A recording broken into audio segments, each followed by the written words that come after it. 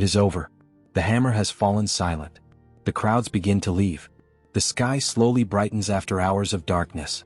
The cross still stands on Calvary. But the Savior no longer speaks. His head is bowed. His mission is complete. Now another painful task begins. The nails are removed. One hand, then the other. His feet are gently released. Slowly, carefully.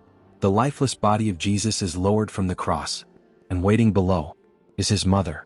The woman who first held him as a newborn in Bethlehem now receives him again. Not wrapped in swaddling clothes, but wounded, bruised, silent, dead. Why did God allow Mary to witness this? Why was she chosen to hold the body of her crucified son? And why has this moment become one of the most beloved images in all of Christian history? The answer reveals not only the mystery of Mary's sorrow, but the depth of God's love for every mother and every disciple. More than 30 years earlier, Mary carried the infant Jesus into the temple. There she met the righteous Simeon. After blessing the child, he turned to Mary and spoke words she would never forget. "And a sword will pierce your own soul also." Luke 2 verse 35.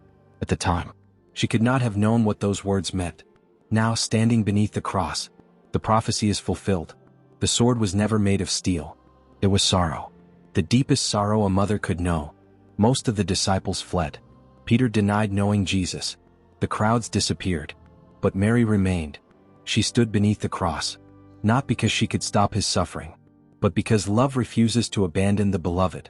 Now, as his body is lowered into her arms, she receives him with the same love she showed on the night he was born. Nothing has changed except the cost of that love.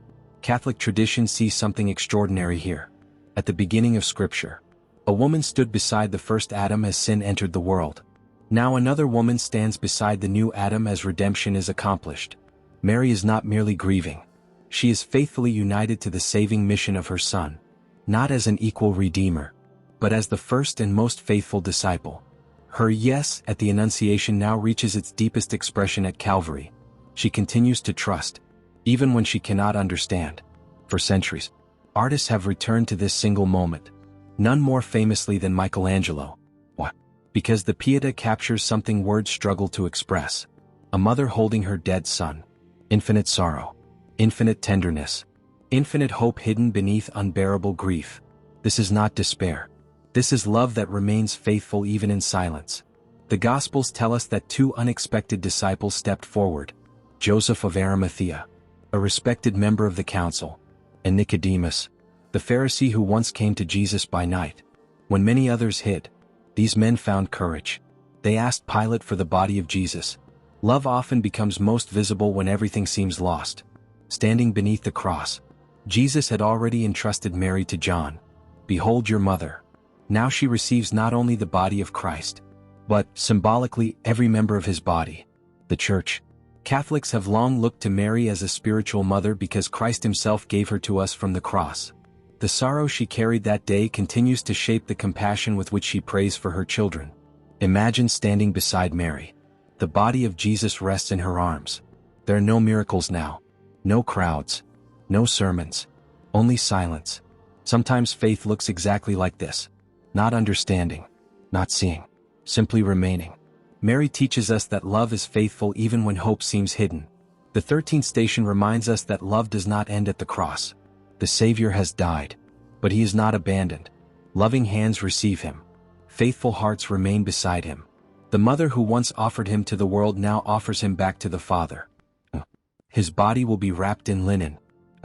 A tomb will receive him. So, the silence of death will give way to the triumph of life. Let us pray.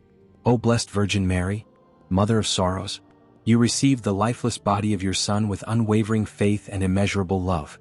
Teach us to remain faithful when life is filled with sorrow. Help us to stand beside the cross with courage, to trust God's promises even in silence, and to accompany those who suffer with compassion. Lord Jesus Christ, as you were lovingly received into your mother's arms, receive us also into your mercy. May we never lose hope, even in the darkest moments, knowing that beyond every Calvary lies the promise of the resurrection. For you live and reign forever and ever. Amen.